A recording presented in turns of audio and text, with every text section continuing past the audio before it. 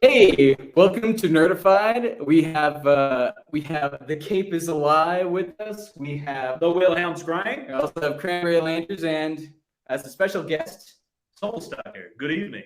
yes, and he's a geek who's into a bunch of horror stuff and like Pathfinder and nerdy things, right? Oh yeah, the creepy stuff's my bread and butter. Yeah, that's right. Creepy He loves butter. he loves the creepy stuff. He loves to get deep and dirty in there and just dive down. Anyway, so today, as it's a Halloween-ish themed episode, we're going to be covering our favorite or an initial horror flick movie that we've seen, show that we've seen, and we'll also be getting into SCP Foundation, specifically SCPs 682-701, and we're also going to be covering the Yellow Sign, which is a short story. And we just hope you stick around, like, subscribe, and we'll just get into it. So I think we should start with our favorite horrors or our principal horror films that we've seen in life, or ones that we can remember, like our first ones. And so I love the idea of saying our favorite horrors. What's the most tragic, terrible thing you've ever seen that you really enjoyed? yeah, What traumatized you first in your life I have favorites, but that you absolutely love? But Cape is Live. Do you have a favorite, or do you have what do you remember as like your first horror movie? All right, my very first one was the Aliens movie. I remember I was about 4 years old when I saw this movie, and I could not go to sleep. Game over, man. Game over. I had the image of the thing popping out of the chest, like, that whole thing. Right? What's that? It's PG-13, I right? think it was just a hard PG. Parental I guidance. think so. I think that was like, it was rated really low back in the day. But as a 4-year-old kid watching that, that's it's probably not that's a no-go. Wow. Basically, I remember, like, after watching the movie, like, being awake for a couple of hours and finally going out and talking to my parents. Mom was like, "Okay, look, it's robots, it's makeup, and it's costumes. None of it's real." I'm like, okay.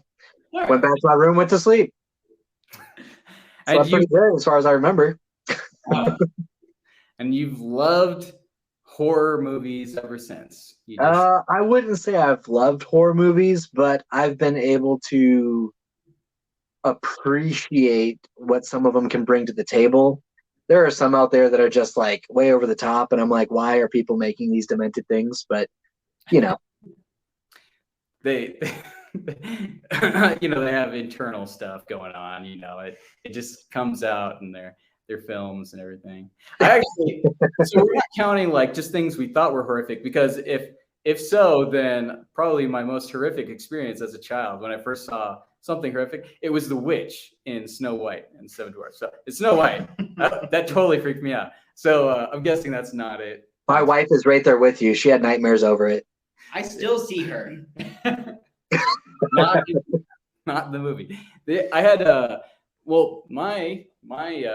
I think one of my first horror experiences would be I think I found I watched The Birds really early as a child, and I actually it had some disturbing sequences and everything. The old man getting his eyes pecked out and lying there in a bloody, shredded mess. But yeah, it was actually pretty good. I liked it. That, or Star Wars doesn't count, right? Yeah, Star Wars doesn't count. I was very scared of Darth Vader as well. So with The Birds, did you like carry an umbrella around everywhere you went to protect yourself? No, I didn't. I just dressed like a bird for like 3 years. I would put on like a big skin tight bird outfit, and I'd flap my wings and talk. I would squawk at people, and And then I went to this nice hospital where people put me in another white outfit. And after that, I stopped wearing the bird outfit. You're a peacock, But it was we gotta let you fly on this. it was great. It was great. Yeah, I was But high. you kept it to squawking, right? No. That sounds like a very foul experience. Oh. No, I think that joke wasn't so great. I think he just laid an egg. All right, let's not mess on the subject here. All right. So I'm gonna cut that out real quick. So as far as some of the most like horrific stuff that I can remember seeing for like films or shows, I remember actually seeing a spoof of a horror movie, and it was Murder by Death. Oh yeah, where yeah. it's basically just more making fun of like classic detective stories and that kind of stuff, talking about like Miss Marple and the Thin Man and all these like classic Perot. all these classic personalities, but then they kind of change the name slightly and throw them in this like joke version of all of it. And I vividly remember seeing like a stuffed human head on a wall, and I look at my parents and go, this is wrong. You guys are wrong, and you're bad, and you're evil, and I can't believe you're showing this to a child. And then I left the room. I remember that. It was good, and I felt slightly guilty, but it's an hilarious movie. Yeah. But It is hilarious. I understand though, because I was freaked out younger as well for that. But They press the doorbell, and it's a groaning like death moan, and I was like, "So you guys are all bad, and I hate all of you. Thanks so much." and that's why he didn't like a regular doorbell. he hated the screams. What? Right. Yeah, not from the doorbell, because we would just scream. Is But this your bird cocking noise? yes, No, it was no, that came after. That was okay. you call me chicken. Anyway, so, but I would say my appreciation of horror in general has expanded a lot, especially getting more into like older black and white horror, getting into Hammer films, 70s era, late 60s stuff. And then I've also started to kind of trudge the depths of like 80s horror and that kind of thing. So I'm more appreciative of it now than I used to be, for sure. Werewolf in London. Yep. So we haven't gotten your opinion yet. So me, the first horror movie I remember is Scooby Doo Zombie Island. Nice. But the one that Truly terrifying. it was zombies doing the Thriller dance and all that jazz. Yes. No, but The real monsters are the humans. That's the same in all the horror movies. Nah, but the horror that I think had the most impact on me wasn't until later middle school, high school, and it was when I read Mary Shelley's Frankenstein. Oh, so good. Yeah, and it wasn't So even good. It wasn't even about how it was scary or creepy gothic horror stuff. It was about the complexities, which in my opinion makes a good horror movie, of like in Frankenstein, what does the creator, what responsibility does it have to the created? What does the created have to the creator? And everything that's involved with that, and how it flips the dynamic on when it comes to horror. And that's, in my opinion, what makes good horror. Oh, 100%. I was going to say, kind of jumping off of that same idea, everything that I've watched or read that has some kind of disturbing element to it, it's story first. The premise has to be fairly solid, but the story itself has to be really well done. Otherwise, it just falls apart. And I understand like more like horror being a collection of themes a lot of the time. That's why you have like, oh, the Scream Queen, the slasher, etc., where they're fitting like iconography. But to me, really legitimately long-lasting horror has to come from a rock-solid story first. The characters hang off of that, and then everything else follows. And then it doesn't hurt to have really, really interesting, iconic-looking villains or creatures and that kind of stuff too. But first and foremost, it's got to be story, baby. I Here's found a that question for you guys. Did you guys ever pick up Goosebumps or Shivers books we were when you were required going through grade school? at our school to read What? Goosebumps. Yeah. It was like a reading portion of our classes. We would read through the series of Goosebump novels, and we pick out whichever ones we wanted. I wasn't into them. And I wasn't into Animorphs either, but we were. Yeah, I was also gonna told say that I it kind of does. equated the two to be the same. But yeah, so I didn't do much of that, but yeah, I would also say that horrors, the horror flicks that really have sticking power are the ones that tap into they tap into life. They have some kind of allegory or something, some kind of connection to reality that people can identify with, and they play on it, like Chucky. The fact that there's an innocence associated with children, and this is the opposite, and I don't know. I got into it in another on another show, but Jonathan Jetty's Jonathan Jetty art. But yeah, so I just think if they have some kind of component, some kind of aspect of reality or something to connect it to people, that as the zeitgeist or whatever, psychology, then they tend to do really well. But yeah, I think that's the turd monster, that movie, I don't think it really connected with a lot of people. I mean, I have a fear of, it's pretty gross, but yeah, you can't. I didn't feel very connected with it at the time. There are other ones, the birds, Frankenstein, Scooby Doo, apparently, really, really frightening fare. So I think that a lot of the times, especially with horror, some of the best horror, especially things that have lasted throughout the centuries, because we've had horror as a idea since printed paper, and even before that. It's all about myth. It's all about the idea of human beings interacting with things we don't completely understand, be that like nature, that's how like main stories of werewolfism, people turning into creatures, people dealing with death, and the idea of creatures that are absent from death. You got vampires and that kind of stuff. Our misunderstandings of what blood was in general, and how that led into other ideas of like zombieism, vampires, and how they all kind of tie together. I think that's some of the best horror, and the easiest way for people to identify with it and be fearful of it is things that we don't understand, the things that bump in the night. But I think pretty much that's what makes the best horror, is a very broad idea that anyone can go, oh, that's creepy. Yeah, some kind of connection to the person and stuff. Yeah, a lot of it is like sorting things out, component, like aspects of life, of people, humans, and just things that are hard to understand, and using that to express it or kind of think through it, in my opinion. But yeah, so moving on from this, we're going to be getting into the SCPs, 2 specific SCPs, and maybe a third one, which was thrown in right before the video started. But so we have SCP. Well, what kind of order do you want to do this in? Whichever. I mean, the more popular one is 682, the hard to destroy reptile, which I believe anybody who knows at least a little bit about SCPs recognizes that guy. Do you guys know much about that? So I've just started to really dip my toes in the idea of SCPs. I've known about them for years, but haven't really actually delved into individual stories about them.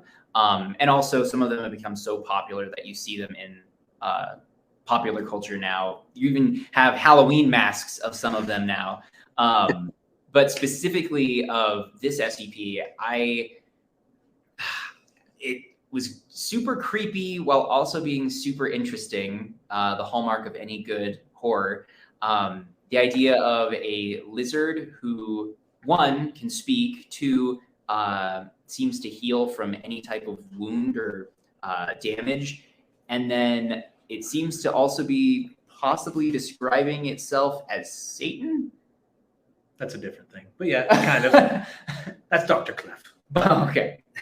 I have read up on, but not that much. I haven't read in detail. It's just hours and hours of content, tons and tons of stories on SCP-682.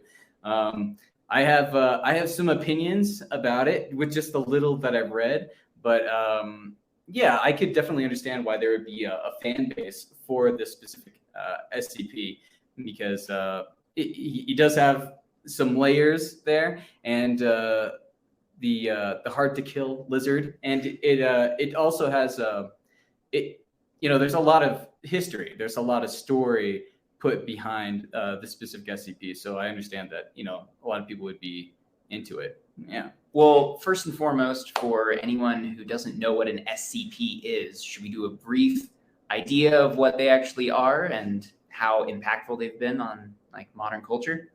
SCP stands for Secure, Contain, and Protect.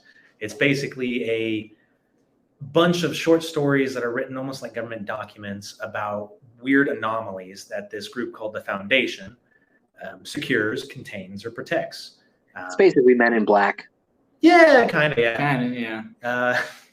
The one exception, well, one of the few exceptions to their Secure, Contain, and Protect is actually SCP-682, which has a standing order of, we need to kill this thing as quickly and efficiently as possible because this thing is very, very bad. So protect is what you're saying. Yeah.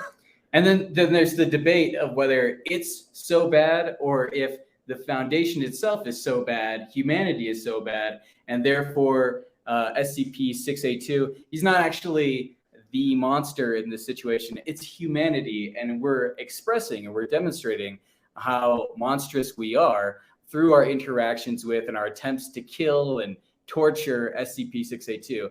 Yeah, just demonstrating that, because I think that was something that they've not hinted at, but that's kind of a theme in the SCP-682 stories. At least there's at least some of that in there. But yeah, I actually I don't know. I don't think that that's great. To me, I mean, there are some good stories and everything. It sounded like to me some people wanted to have, and they wanted to have an indestructible lizard monster. They wanted to have a story where it can't die and it just keeps going. And so for that reason, they just keep entering like scenarios where it can show, oh, he's not dead yet. He's still not dead. And you're going to try a different thing. No, he's still not dead. And you're actually bad. And I just thought as they had a point to make, and there wasn't really, there's not really an end to the story. But I haven't read everything yet, though, so I could be wrong on there not being an end to 682. I suppose that there eventually will be, but I also find it really interesting the interactions between the other SCPs and SCP-682, like God. So the God SCP saying, "Not one of mine," it's not. I didn't create it, and I kind of think it's a little, I think it's a little cheap in my opinion. But so go into that one real quick for those who don't know. There's another SCP who claims to be God, and its interaction with 682 was basically the entity who claimed to be God say, "No, that's not mine," and 682 says, "You're not God. You're a liar." And that's basically how that. Oh, that actually makes it better.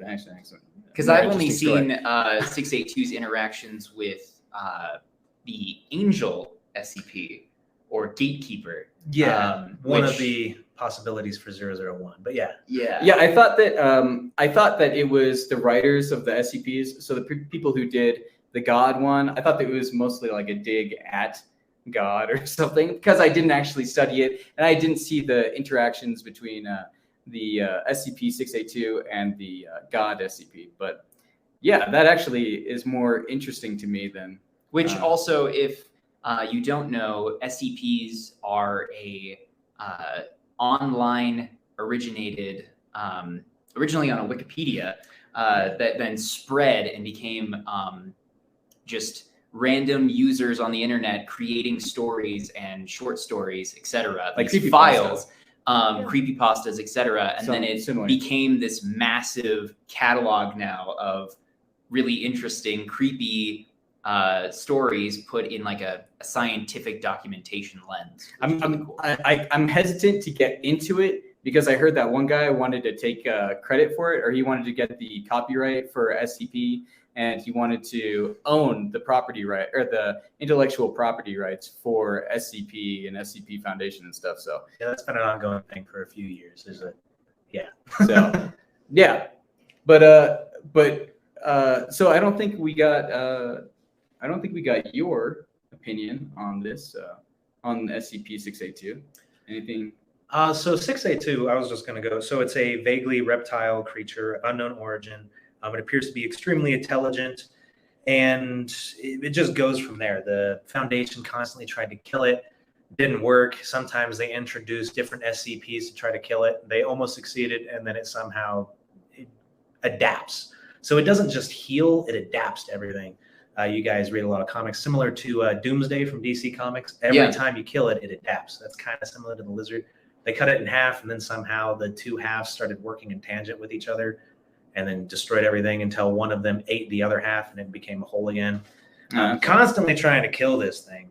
That's how you do recover from loss of limb. Yeah, you're the half. Yeah, you have to eat the other half, and then you become a whole you again. Yeah, and then the creature also has to add mass to be able to heal itself, right?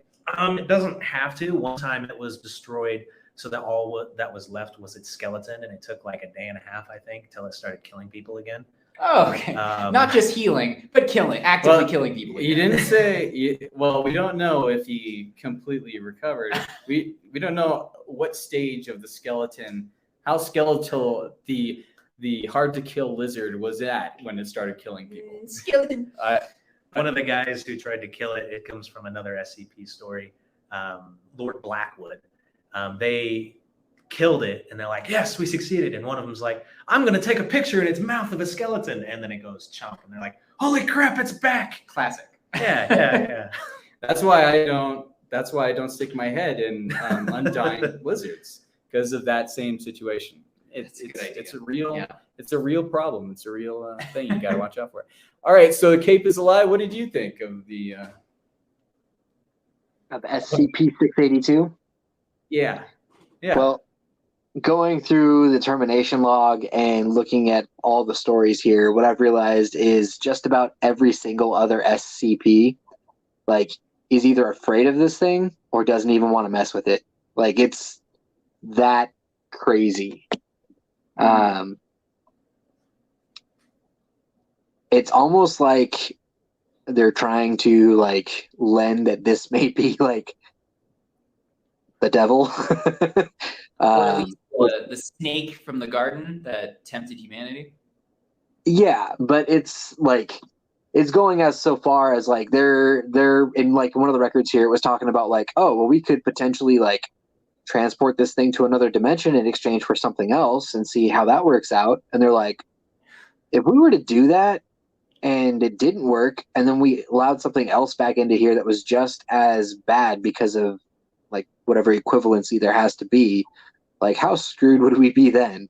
And so like just the like reading through this thing and realizing like they're trying to kill this thing, there is no way for them to kill it, and everything that could potentially kill it wants nothing to do with it. It's pretty beastly. That's what I don't like about it, because you don't actually see that conflict between those SCPs or the situations which might result in the death of or termination. Okay, then hold on. I'm going to find one for you, and I'm going to read this one out. Because I think for 682, there is like a dialogue that happens here that was pretty interesting. A quick one that happened that I know off the top of my head. With the old man? Okay. The old man happened too, and that was another questionable one. One of them was actually Dr. Clef and 682 met. Dr. Clef is kind of this like main staple who can kill any reality warping thing because it doesn't work on him. And he's one of the good guys, quotation marks. He works for the Foundation. But he also thinks that he is the devil and does a lot of questionable things. Good guy. So basically how the interaction went was he walked into the room, and then he was kind of shocked that 682 was in there because he allegedly didn't know what he was going into. Walks into the room, maintains eye contact with the lizard.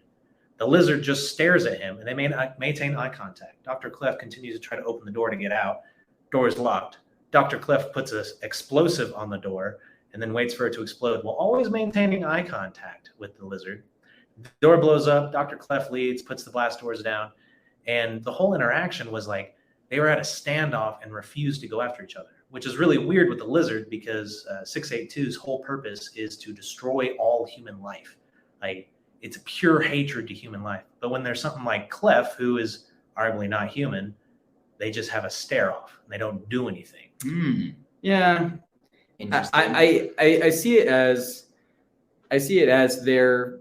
they want him to be indomitable, or they don't want him to be they don't want him to be subjugated, or they don't. Well, he is subjugated pretty much all the time, but they don't want him to be conquered, destroyed.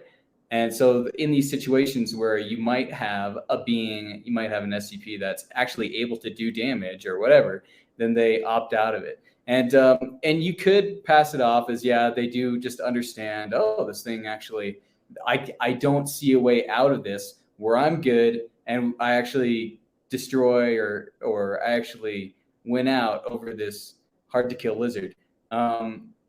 Yeah, and so I would like to see that, but I don't know if the people who are writing it have that kind of strength of will to actually write a story like that. And I think the core of this character, the core of this creature is that it is indomitable, and that it is you can't conquer it, and it's eternal. The unstoppable force. Yeah, it's unstoppable force. You guys probably saw this too, or made the connection. I was getting huge vibes of Godzilla, a gigantic creature that's almost a force of nature. In this case, obviously a smaller creature that's still lizard-like, but hates humanity, is on a constant swath of trying to end human life, and also seems to come back from everything. Godzilla's trying to kill everybody. Well, Godzilla more is just rude and doesn't really care about what's happening around him, so he just breaks stuff. But the idea of like humanity always trying to kill it, shooting missiles at Godzilla, using SCPs to kill the lizard, and always failing, always in a constant struggle between destroying it or trying to understand it at the same time. To me, I just saw a very clear connection. And since these are all user-made stories, nothing is ever created in a vacuum, especially art, which I would consider SCPs, a very unique form of digital art that we get to enjoy and keep getting in contact with.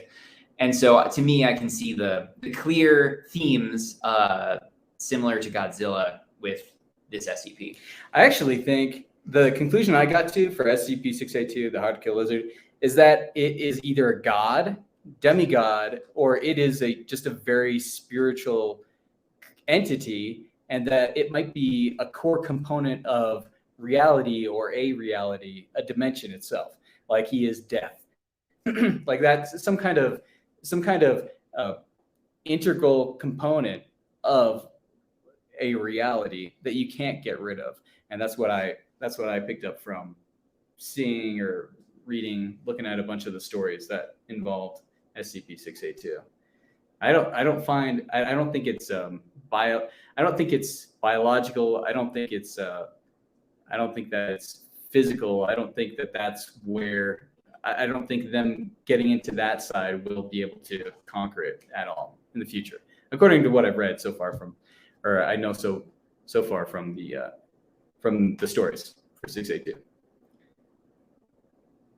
I see it kind of like that, like kind of a representation of some type of almost elemental force, obviously malevolent in nature, because it doesn't just, human life needs to end, but he's also aggressively, angrily trying to chase it down. It's not cold and calculating. It's like, no, I'm going to do it. I'm going to enjoy it. Oh yeah, like one of the containment procedures for it is no one can talk to it because we don't want to risk a rage state, as we call it. A rage state. Yeah. But that does lead into one theory that I have with the 682. I think it goes back to, and this kind of ties into other SCPs and one of the other ones I'm going to talk about later, but SCP-5000 and 701, which also kind of tie back to real world short stories that led into the Lovecraftian Hastir, the Yellow Sign. And it is basically the concept of humanity has some sort of mask, some sort of something that's preventing us from seeing what reality is. And this lizard is not bound by that. And that's why I hate it so much. Because in some of these other short stories, SCP, like SCP-5000, it talks about how some of the Foundation was no longer bound by whatever is basically creating this haze by humanity. And they go, nope, humanity needs to die. So they actively go out and do it, similar to what the lizard does. Oh, okay. That's my, I think. Have you guys heard of super sanity? So it's not terribly delved into, but a lot of comic book characters, and specifically usually villains. Deadpool? Well, Deadpool, the Joker, a few other characters are beings who are able to see past the initial aspects of their reality. Veneer. Yeah.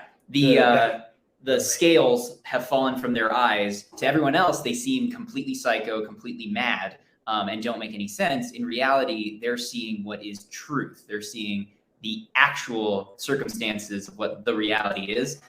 So with Deadpool, you have, to all the Marvel characters around him, he just looks like a nut job who is completely random. Oh, he's talking to himself. He's talking to no one. In reality, he's interacting with the reader, and he knows that he's in a comic book. He's a fictional construct. And they've done really interesting stuff with that. And you've seen the Joker also have brief moments of being shown to have potential super sanity, even beyond the scope of what Batman can understand. And to Batman, he just seems like a madman, a person who is pure chaos and trying to just cause turmoil. In reality, Joker has seen the joke, and the punchline is nothing actually matters. I'm a fictional character. So if I shoot a person or if I spray someone with toxic laughing gas, it doesn't matter. None of it matters. I'm fake. Where did you get that? Where am I held to the standard? Where did you get that? When you see certain aspects, like I believe it's Batman R.I.P., the story where you see the Joker place a banana peel in a specific place, at first seeming to be of no consequence, and it's just a random visual gag. I'm the Joker. I put a banana peel down, slip, fall, etc. By the later portion of the story, you end up seeing it end up causing a crucial moment of the real villain of the story, the Black Mask. Or no, not the Black Mask. Is the Black Hand? Another the organization, the Black Hand? Yeah, the organization, the Black Hand, ends up, the leader of it ends up hitting this banana peel in a random circumstance and falls and ends up getting slowed down enough that Batman is able to defeat him. So you would attribute that to having this super perception, or this super sanity of realizing none of this actually matters, and I know what the story is going to be anyway. My actions have a grander impact because I'm not viewing it from a perspective of this is my life, this is what's happening. Instead, he's viewing it from the perspective of in 5 pages from now, this is going to happen. Why would you assume that is his frame of thought or his line of thinking? Why would you assume he isn't just a super genius who figured out that this is going to be happening in the future? Well, I think unless you have other stories to back it up. Well, that's the thing. It's interesting because they kind of touch on it in different stories of where he's actually addressed the reader before, a la Deadpool and that kind of thing, or She-Hulk, and any number of characters that have had these moments of crossing the line of panel to fourth person. Wall break. Yeah, breaking the fourth wall. And so you can see where they've kind of peppered it into certain stories where if you extrapolate from the idea of if Joker understands he's fake, he's a fictional character created by a person who's writing a story, he's no longer bound by the laws of their reality. And so it's I think super interesting when they do dip into it, but they don't do it all the time with the Joker. Obviously, it's more common now with people seeing Deadpool. But some of the coolest, most interesting stories I've read is when a character is no longer bound by that state. So that's definitely a very big tangent, but that's what it reminds me of. Yeah, I think that is definitely very similar. Rather than, oh, this world is fake, and it's like, you can't see the truth of how evil you people are. Yeah. And it needs to kill it. So you're in your theory, or the way you see it, it's that humans generate a mist, something that obscures what reality is, and that's the wrong that humanity perpetrates in the world on existence. At least that's what the Lizard 682 thinks, and several other SCPs. Oh. Because this all goes back, I believe, to the original yellow, 1895 book, Hastier. There's a bunch of short stories, or the Yellow Sign, I mean. And it's the similar thing. All these people are infected with this. They see this play, and it either makes them crazy, or they can see the world for what it really is. And most people, once the veil is lifted, as you said earlier, either go crazy and want to kill everybody, and then there's a very select few who are like, you know what, I'm okay with what this is, and their lives are better. But the Lizard would be more of, no, I've never been behind this veil, and I know how bad it is, and you all need to die. So you wouldn't think of it as, and the character SCP-682 and others from the SCP universe, you would characterize it as a generated thing, the mist, and that the way I viewed it is it is a mist. It's a shadow. The reality that we perceive, it's a shadow in general for most humans, and that it doesn't reflect the fullness of reality. That's obvious. We don't know. We know very little about what this is, but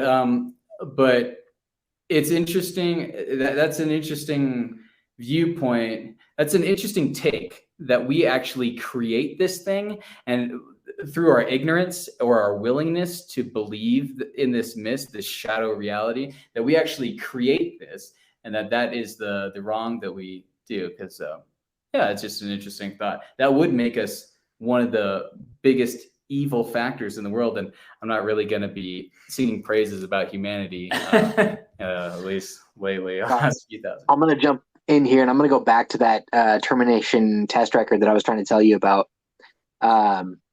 It's from SCP-738, and I don't know if you know anything about that one. 738 is kind of viewed as like a desk chair kind of thing, and it grants a wish to whoever the user is, and people say that they can see an entity whenever they sit down in this thing, but no one's ever been able to describe what it is. Anyways, I'm going to go ahead and read this termination test record here for you. Researcher sits in SCP-738-2 and asks, what would you want in exchange for permanently destroying the entity which we refer to as SCP-682 while leaving this planet? Its biosphere, its human population, its human civilization, the SCP Foundation, and the rest of the universe intact. The entity takes form of the same entity as Test 203, states, your foundation couldn't afford it, and you personally definitely couldn't afford it, and does not respond further. That's hilarious.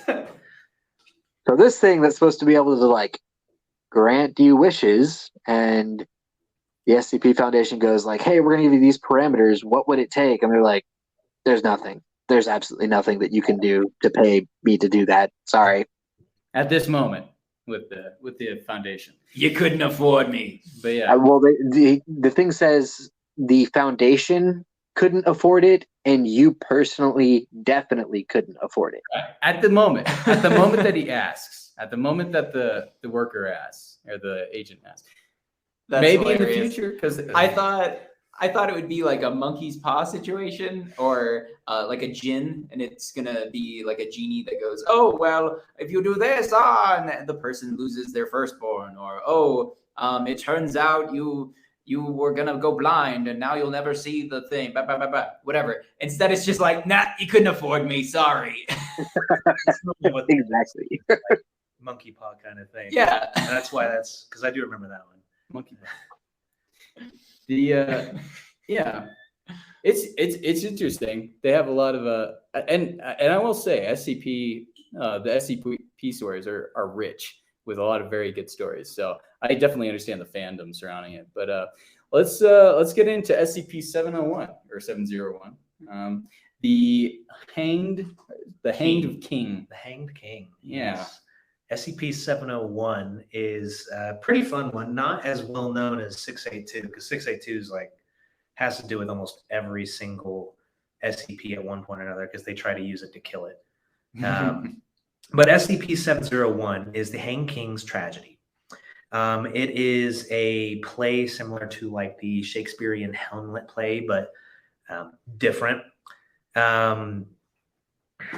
It's a for some reason, those who are in the play or view the play are affected with mimetic effects. In the SCP universe, mimetic effects are things that cause your brain to basically see or do things that aren't really there or whatever, what have you. But with this one in particular, it causes sudden psychotic and suicidal behavior among both observers and participants, as well as a manifestation of a mysterious figure that has been classified as SCP-701-1. It talks about how long it's been going on, and it's a play that basically affects everyone who goes a part of it. Not every time. I believe it was something around like 30% of the time. 35%. Thank you, 35%. The entity 701-1 appears somewhere in the play, and the play shifts. It always changes from its original scripted what it is. Does it change once it appears, or does it start to change prior to the appearance of that? It starts to change prior to what you can see him on stage, SCP-701-1. But from the few videos that they've talked about it and stuff, you can see like different aspects where you can like, hey, something's manipulating stuff. And the actors, the audience, people who know the play don't ever notice that there's anything different going on. And then basically the play shifts and it talks about tributes with some other great empire. And it's supposed to take place in a kingdom in Sicily, Italy. And back in, I can't remember the time frame it was supposed to be, but it was like kings and knights and all that jazz.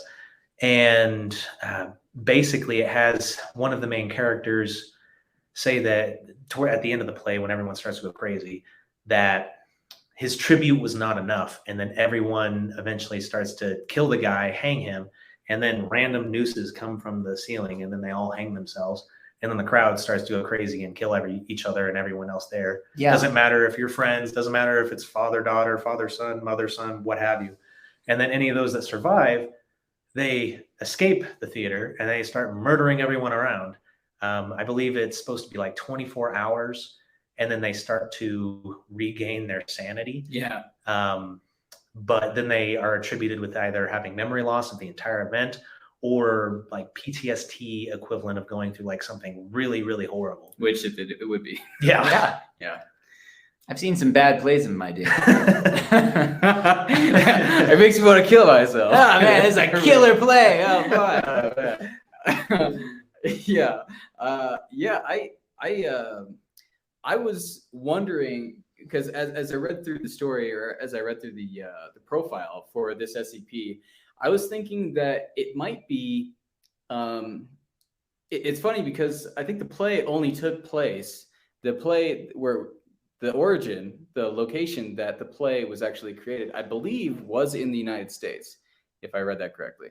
It's happened multiple times. The first one where they actually got it videotaped was, I believe, somewhere in Nebraska. But it was created. It was written. The play, not as it will be, but the play. It was created in the United States, I think. I believe it was published in the U.S., but they were never able to figure out where it was created, like Right. who created it. Right. Which, if you're going on the idea of 701-1, potentially he's the originator of it. Right. Maybe. And so I was thinking, I think I'm going to disagree with that. I think it actually might have originated in Europe and then made its way over to the U.S. These items currently consist of the 2 currently extant copies of the 1640 quarto, And then it jumps over to 1965, 1971 hard printing, and then it talks about like floppy disks and stuff that they've seized to try and contain this. Yeah, and then you go on in the description, it says the Hanging King's tragedy is a Caroline-era revenge tragedy in 5 acts. If you have a king, how many kings has the United States had? Yeah, just a few. Yeah. It's supposed to take place, I know, in like basically Sicily. And yeah, you're right. The first one was 1640, but the one I was thinking of was the hardback or the paper copy edition, which was U.S. So I was thinking that it's a spiritual apparition, or it is a ghost, or it is an apparition. It is someone from that place in Sicily, or it's in Europe, definitely. And it's immigrated to the United States, and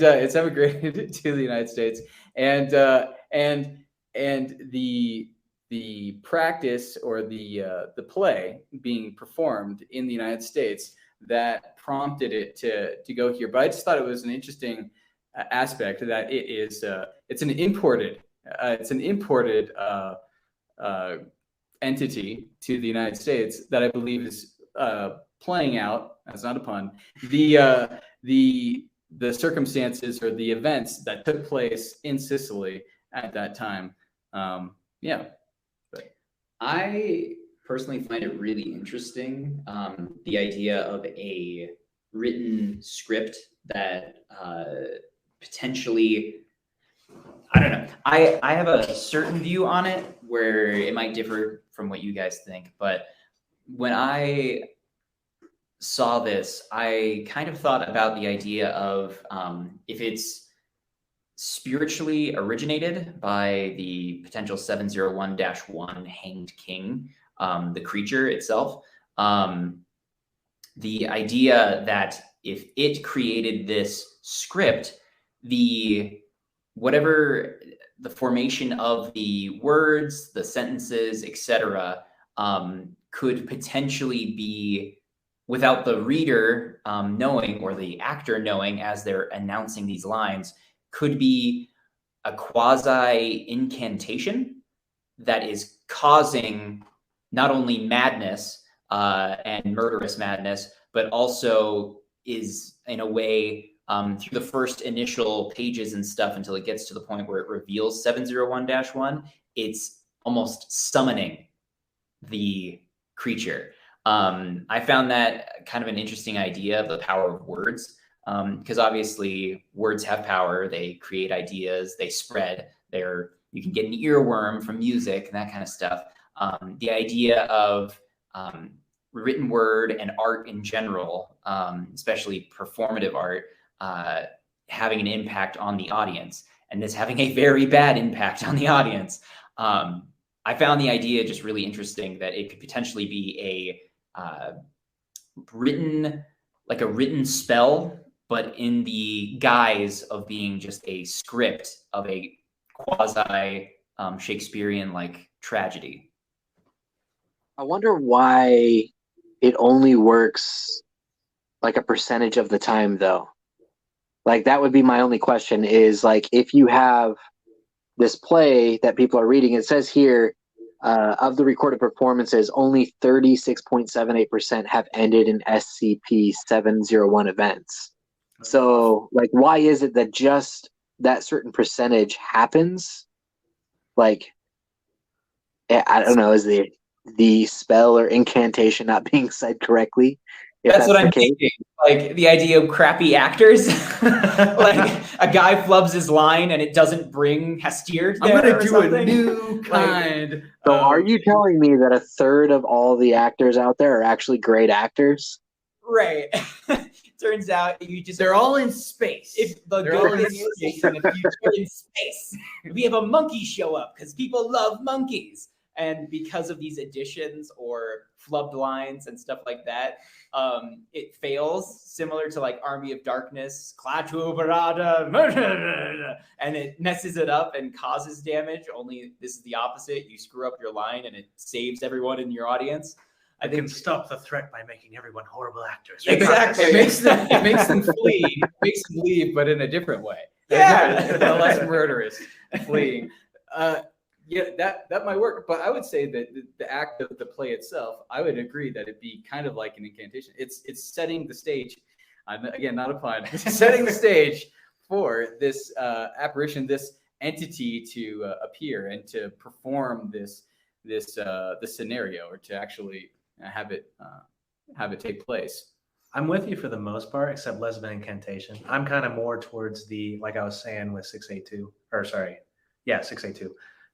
It is something that lifts the veil, and then only certain percentage of people are able to be immune to whatever this is. They lift the veil and they're fine, but it lifts the veil, and everyone's like, everyone needs to die.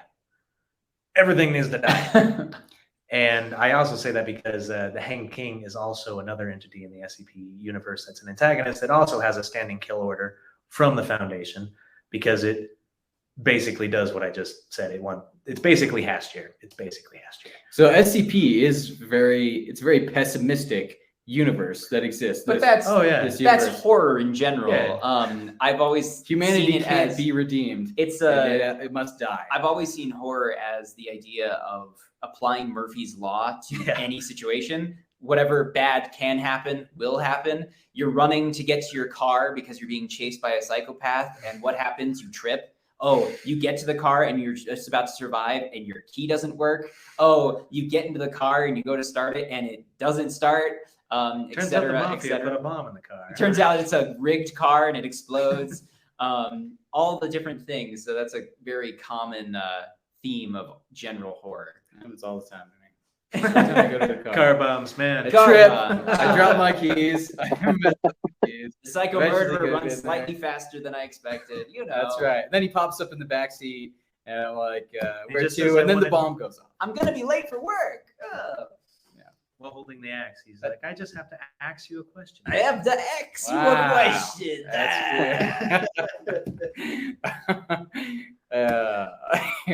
This is a sharp one right there. These jokes are really twisting the knife. Oh boy. This is chop this part out. Yeah, he's on the edge. He's on the cutting edge of humor. Anyways, Cut that. So, there we go. You brought it. Right back. So, do you have a? So, what are your thoughts on?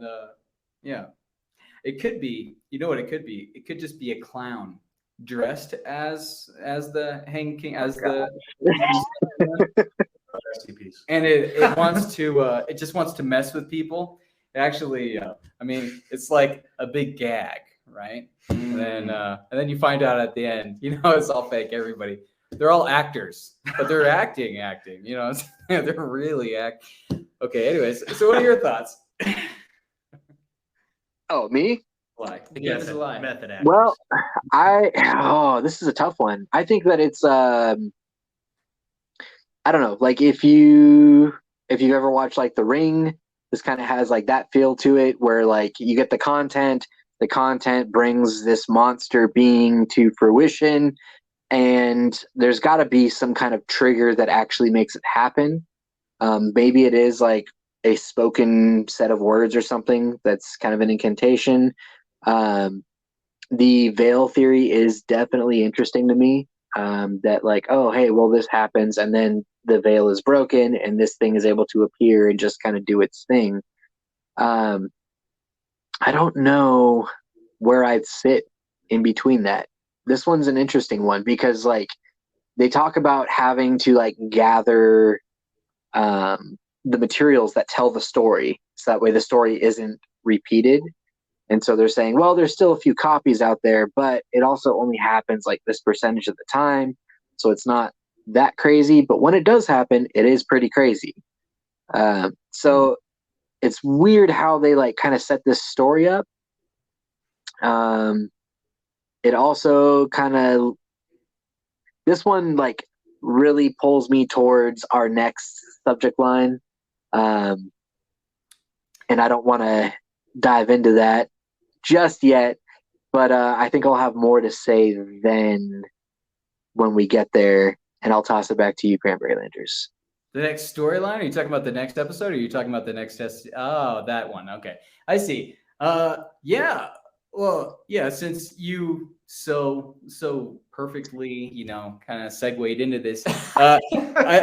Let's bring seamless, you guys. let's get into the yellow sign. Which, by the way, I'll just say, I was a fan of the book. I was a really big fan of the book when I read it in high school, as required reading. Yeah, and you had to read some weird books in high school. Goosebumps. Man. No, Goosebumps. And the yellow sign. Goosebumps was elementary school. The yellow sign. They were prepping you for this really episode. You didn't even know it. We read like Fahrenheit 451 and other things. I love that book. Just saying. Fahrenheit 451, one of my favorites. Yeah, it's Good read. But back on the subject, yellow sign. Some could consider horror, using humanity. Dystopian horror, sure. Yeah, it's possible. Or you could look at the news and realize that it's the same story. Oh yeah. So the yellow sign, I thought I actually identified a lot with it because it was more of how I actually perceive reality. Now you need to be careful because in reading this, it states that if you're relating to it, that there is a possibility you carry the curse. The curse of being dead. Yes. No, that's only if you read the play. That's not the play. The book about it. There's like 3 excerpts of the play, I think. So, but we've mentioned Hastier here and there, talking about the potential Hanged King. Should we address who Hastier is in the larger Lovecraftian universe? The Yellow King? The Yellow King. The King in Yellow. So I've delved a little bit more into Lovecraft. Wait, I want to say my point. All right, I'm gonna get this out. Right? Anyway, so I read it. I read the book. I thought it was very similar. I was a big fan of it, and I just really identified that there's the unseen world and that there is the seen world, and there is an uncomfortability between people in the physical world and how let's say Western viewpoints, how they generally operate, and that there is the physical world, and that this is the extent to which things are. This is what exists, and that you actually have these supernatural or these unseen forces, these entities, which actually exist in tandem with us, and you have those interactions which are uncomfortable and they're uncanny. They're things that they're not congruent with what we believe the rules of the world are. The shade, you might call it the mist or whatever that the humans create, but it doesn't fit with that. And so I really appreciated the story, and it definitely fits in along with I'm guessing a lot of Lovecraftian stories and stuff. I think that they're very in line with SCP and the stories that are found there. With what I've seen and heard about a lot of Lovecraftian stories, I haven't read any of Lovecraft's actual short stories and that kind of thing, but I have done a fairly good deep dive onto the different characters and elder gods. But a common thread is the idea of, the humanity being a small, minute, nearly unimportant aspect of the grander universe, and how we have elder gods, beings of immense, insane power that don't even view humanity as more than just a speck of dust in the wind. They don't care about what we are, who we are, and cosmic horror is what it's been labeled now. And the idea that we are an infectious disease, if that, and honestly viewed as next to nothing compared to the immense, unknowable power and scale of these elder gods. You have Cthulhu, you have Nyarlathotep, you have Hastier, the King in Yellow. You have you guys know the name of the blind dumb god, or blind stupid god? Blind Pierre. Yes, Blind Pierre. Thank you. No, it's a being that's basically the progenitor of all reality. But they classify it as a being you can't understand, you can't fathom him, and he also is so beyond our idea of comprehension and reality that he doesn't even think about what we are. You're not a blip on his radar because he literally is beyond any scope of our reality. And when talking about the mind flayer. close. And then the Yes. idea of people in Exactly. Lovecraft, they show up or they see moments of these creatures, these elder gods, tapping into our reality and having influence on us. And either people go nuts and or become servants to these beings, or they realize what's happening, they try and stop it and are either successful or not successful. And if you're looking at horror, usually not successful is how it goes. Everybody lives at the end. That's a common trope of horror flicks. Everybody lives. Everybody lives. They happily ever after. It's so boring. It's so predictable. It's all happy ending. It's all happy ending. Like- Rainbows, butterflies, bunny Yeah. rabbit. It's all happy endings. If you're one Bunny of rabbit, run away! What? the Hank King, it might be a happy ending. Every time. To be fair, there is one part in The King of Yellow, the original book, where I think one character had a happy ending. And it was the one with the whole mask thing where, sum it up real quick, if I'm remembering it correctly. Guy liked girl went with different guy. Guy's like, all right, fine, I'll pretend to be happy. Story happens, and then later the gal's like, you know what? I actually liked this other guy the whole time. And it was like a happy ending for those two. Oh. I think the other guy died, but Well, yeah, we got to get him out of the way. Yeah. As far as the yellow sign and how it kind of ties into 701, do you guys want to kind of explain a little bit about who Hastier is and the idea of his influence on humanity? I'll let you take that one. Yeah, go ahead. I don't know who you're referring to. Oh, okay. So the unspeakable man. The King in Yellow. As far as I've seen of him, in what I've kind of quasi studied, he's the character of a malevolent being who is potentially a child of Cthulhu or of another elder god, and he is constantly trying to manipulate, kill, and use humanity. And he comes in different forms. A common one is a being that is enrobed in yellow.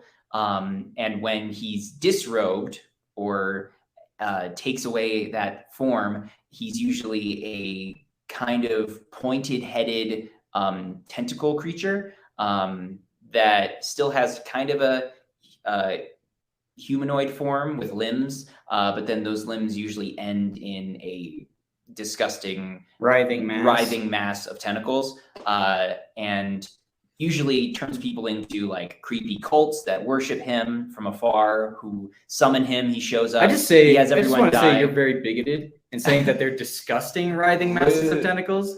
That's very Just biased a general of you. writhing mass of tentacles. That's right. Let's not label And it. they're And- beautiful writhing masses. People of can tentacles. find them aesthetically pleasing, and they're wrong. And Women so, from Japan. I'm sorry. yeah. Have you read this play recently? It's great, man. I love it. It has Yeah. such a great happy ending. Is there a reason you have a lapel pin that has a weird yellow symbol on It's like it? that weird triskelion thing. It's great. You should watch it. In fact, it's to die for. In At fact, the why don't end. we start it right now? No. At the end, And so, Stay tuned for after the credits. yeah. But he's a very malevolent being that controls humanity through these random circumstances and usually turns people into cults, has potentially controlled or manipulated a group of undersea beings, like creatures that are an entire race of like fish people, and has used them at times to attack humanity, or could potentially be one of the reasons they had a downfall or now are just a sea-dwelling race and instead of living on land and having majority control of the earth. So different stories, and that's kind of the fun stuff that I've seen about Lovecraft, is that people have taken his initial stories and the ideas of like the unknowable, dangerous being, and kind of extrapolate from there and tie them into each other and that kind of thing. And I think that's what you also see with 701 and other SCPs, is the idea of cosmic horror. You don't matter. You barely are even a thing that they conceive of, and yet they're going to use you for whatever whims they have. And what's creepier than that? An unkillable lizard. An unkillable lizard. People with much less power in our actual reality Yeah. doing the same thing. True. Nothing scarier than reality. As far as the yellow sign, No though, unkillable lizards, though. That's the or thing that's no we're missing, unkillable, so. as far as we know. And the yellow sign, I think, is really interesting because it seems to play on the idea that Hastier is using either the story of the yellow sign, an actual physical book, and also potentially objects of power to influence humanity, be it a pendant or I believe it was a type of pin that a gentleman's given by his sweetheart, and she gives it to him kind of out of a random circumstance, and it has a symbol on it that he doesn't recognize. And from there, a yellow symbol, the yellow sign, and it's a potentially an ancient language. It's in a text which doesn't exist in human language, or potentially within a human race. Yeah, it's kept kind of vague, and the vague aspect is definitely, I think, in the forefront for this type of horror. The thing you can't see is what's most dangerous. Yeah, it's great. And so, like that, I'm guessing you guys are thinking that, like the yellow sign, and that there's an entity which is outside of this universe, outside of the veil. You know, it's beyond the veil. It's beyond what we perceive, and it's interacting with us. And there's not really a way to. You're held to it. You have to participate in what it's doing. You have to go along with it. There's no resisting really of it. You're just a participant, and an unwilling participant. And this thing is acting. It's enacting its stuff. You're actually forced to partake in this. Is that something you guys are saying? Is that like the connection between 701, SCP-701, and I would say death. Death is the character.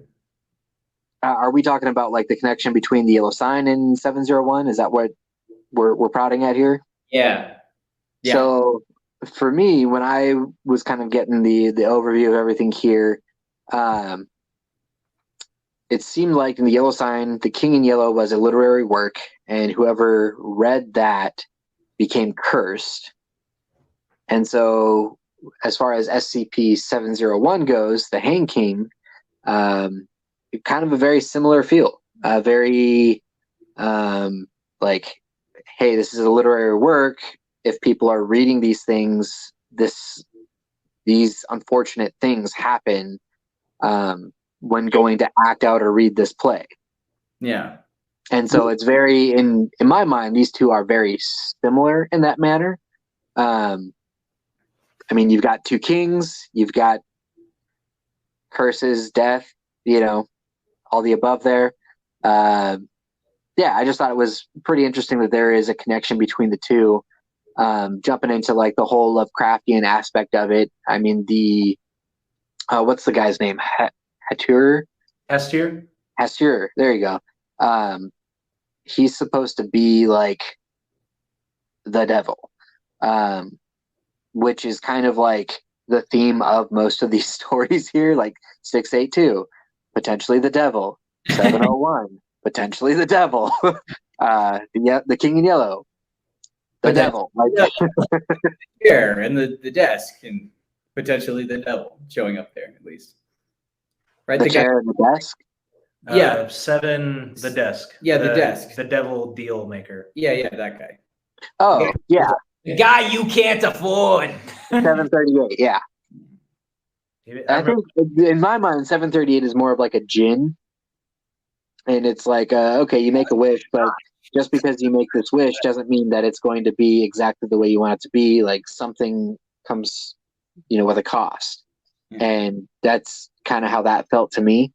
But I don't know much about 738 outside of that interaction in the termination log, so maybe I'll look more into that and we'll discuss that later. I want to get to know 738. I always thought 738 was inspired by like the story of Faust, as in we'll make a deal with you and you get all this power, but something back, like your soul. Another finger on the monkey paw closes. Yeah. Any other? I mean, you were the one who brought up the yellow sign and SCP-701. Well, I brought up the yellow sign because I believe that a lot of Lovecraftian stuff has made a massive impact on SCPs and many other horror in general, modern horror. I personally believe most modern horror isn't very good. SCPs, I think, are the exception for the most part. There's a few that are like, but for the most part, I think they're pretty good. And I think that's because there's such inspiration from like Lovecraftian stuff and other things that cause you to think rather than just gore or jump scares, stuff like that. It causes you to have that stuff on the back of your neck. You're like, yeah, I know this is slightly off-putting, but I don't know where I can place what's actually going on. Like we were talking about with the other two. My theory is there's something with humans, and maybe these other things aren't bad, but they're definitely bad to us. So there's something else going on. What is it? I don't know. Could be wrong. I don't know. I actually really enjoyed the short story from the Yellow Sign with the painter and the woman that he likes. And the overarching story is for Mr. Scott and Tessie. Oh, thank you.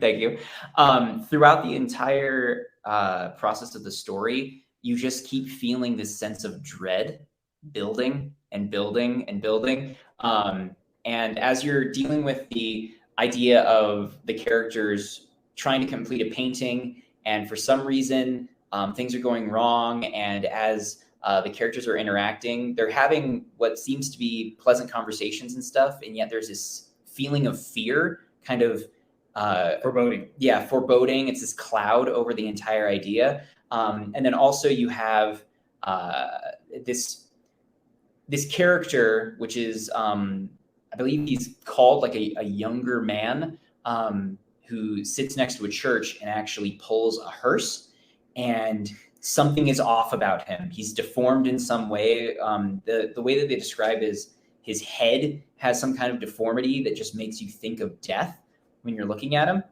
And people get physically angry when they're looking at him, and they don't know why. The guy doesn't do anything to them overtly negative. He's usually just staring or something like that. His existence is a threat. His existence is what creeps people out, makes them angry and filled with some form of hatred. Very reminiscent of the story of 701, where it's driving people to madness. And so you can see clear ties and connections between the two, which I found really interesting. And that's also something that usually Hastir, this elder god, causes wherever he goes. He spreads madness. That's his like enjoyment and torment of humanity, is that he likes to make people not only succumb to his will, but also cause them to go insane and usually hurt the people around them, a la the audience and the actors of 701 doing the same thing. And a lot of people, a lot of authors and that kind of stuff have taken these Lovecraftian characters and kind of inserted them, maybe not in direct name, but very similar. There's different allusions to homages to Hastir and the King in Yellow, even in like Stephen King stuff, like The Dark Tower and that kind of thing, where you see these malevolent beings that aren't really human, and there's something else, and yet they cause torment and damage wherever they go, and usually involves people turning into a cult or creating these groups that ends up always in like sadness and death and that kind of stuff. And it seems to all be orchestrated by this being, this yellow king, which I found super awesome. Like I love how clearly there's connections between the two. And you guys probably may have noticed this also. SCP-701, the idea of this script having this horrible influence on people, maybe being an incantation, etc., made me also think of another classic horror, the Necronomicon in the Evil Dead movies. The idea of the book of the dead, which You must not read from the book. you must not read from the book. So you open it, you read it, and because of that, you summon this malevolent creature, this entity, this demon, whatever it is, which then causes death and torment and potential undeath, bringing creatures back from the dead to be used for their will and that kind of It stuff. doesn't bring back a creature, right? It brings back a force, right? Well, in the Evil Dead In the Evil movies, Dead. Are you talking if you about get the bitten book? by or scratched by or even are just murdered, they still bring people back.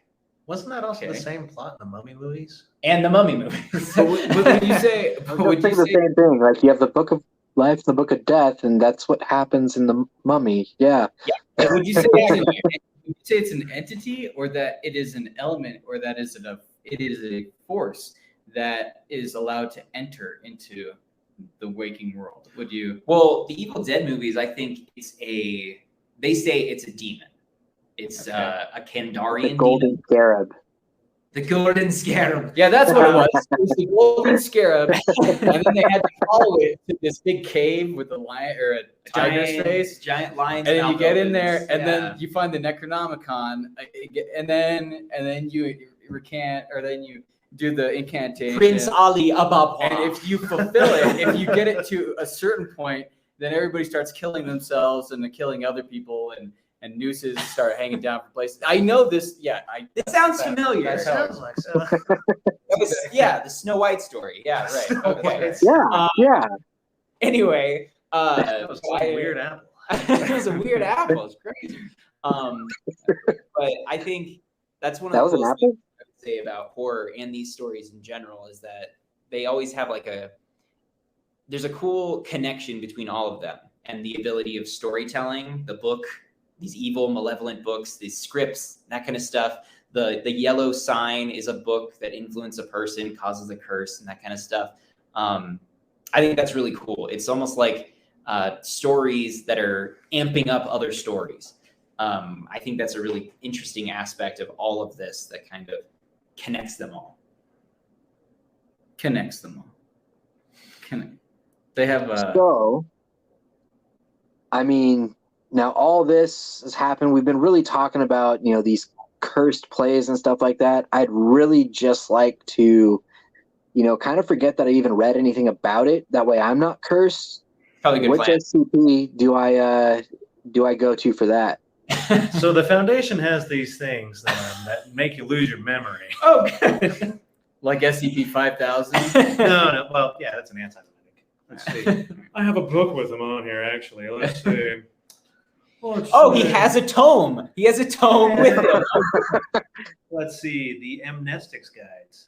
There's Class A all the way to Class Z that does different things to erase your memories. Oh, perfect. I remember some of them have horrible side effects. Which but- one does the works best for you then? I don't remember. Oh. Hey, Oh, that's fitting. Okay. So if there are no more comments, I think we should end it before we start killing ourselves and killing other people. But, Good plan. Good plan. uh, Yeah. Is But- that a news follow? What is It that? is. It is actually. I actually prepped it there. I don't know why. I just felt like it should Oh. happen. Are you but I know saying- it's right either way. It's right next to your bird costume. Are you saying we should share this and have the viewer just spread this around as much as they can? No, we just need to put the yellow sign in the background. That's Oh, true. perfect. That's Perfect. we do have a yellow sign that is apparent like in all of our videos. So That's that's signs that Oh. that symbolizes what might be coming next. So Oh God. but Alyssa is really awesome. I'm interested in SCPs, and I followed around with like the games and everything, and it's really engaging, and and I think a lot of it is based in reality. A lot of it is true, and and you see them play out in our lives When have you met a daily. giant lizard? all the time. Yesterday. The giant unkillable He's lizard. great, by the way. Great Have you not seen that conversationalist. Florida video of the big thing walking across the golf course? Florida's a different place. Florida I'll just is say, potentially its own dimension. I'll So just, we'll leave that. I'll just say the Fair lizard enough. guy, and he killed. It's great. When Yeah. you really think about it, The conversation never dies. Oh, the unkillable lizard friends we made along the way. That's true. Yeah. And speaking of the friends we have made today, along the way, we have the SCP specialist, expert amongst us, and I think we just want to kind of chill our channels and all that. Chill. So where can we find our special guest? Special guest. I am the Soul Stalker. SOU1 Stalker. That's it. You can find him YouTube. on YouTube. So far, that's it. Just YouTube. Okay, and you got that one video. I have one whole video. I have two more that were in the works that I just keep on forgetting to finish. You beat me. The SCPs, and it keeps going back. So far, my what I got so far is based on like a Pathfinder campaign, retelling of a fun story that actually has to do with last year, which is fun. Hey, look at that! Hey, It's a tie-in. and we also have the Capus Alive, who might also maybe eventually have a channel that will have videos on it. I have plans for it to be up, and I have my first video out as of next month. That's the plans that are in the works. I'm sticking to that. Yeah. That's great. The Wilhelm Scream, I have a channel out. I have about 4 videos out talking about kind of completely unrelated things. What's we're your talking channel about name? tonight. Thank you. What is it? The Wilhelm Scream. Oh. And I talking about storytelling and how powerful it can be. I talk about the Rambo movies and Star Wars and just kind of nerdy crap that I enjoy in general. I have a question. What is the Wilhelm Scream? So the Wilhelm Scream, if you're not aware, is a audio clip that is used in special effects for hundreds and hundreds and hundreds of movies and shows.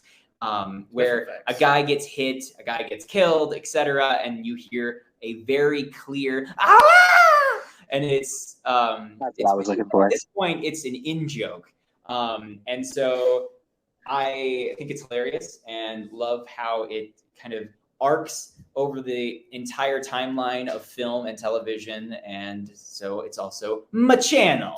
Yeah, it continues and it keeps progressing. The more people who do it, the more screams you hear. So it's mimetic. That's what I'm the saying. mimetics, yes. Oh, yeah. It just keeps continuing. It's a virus. It's a part of the yellow sign, actually. It's and I have my channel CRANBERRYLANGRS, and I have some videos out. If you like to hear people go in depth, if you like to hear a dude who's a geek go in depth about comics and other things, way too in depth for hours, you can watch that. And just want to thank you on behalf of Nerdifyed and and Wilhelm Scream and Soul Stalker. our special guest. And subscribe. Hey, yeah. And You're welcome, man. if you are watching this right now, it's the perfect season to be watching it. The leaves are changing, and this is our first official Halloween episode. So happy Halloween if you are watching that now. And if not, glad we could creep you out a little bit and dig deep into some real creepy stuff. Yeah, enjoy the changing of the leaves. Just remember, they're dying. Like we all are. And that's the scariest. That is the scariest thing of all. Yeah. So I feel this warm, fuzzy thing inside my chest hearing that. Just a happy note. It's not an alien. It's not an alien. You should see a doctor about that. They'll be concerned. Have you read any good books lately? Anyways, so nice place.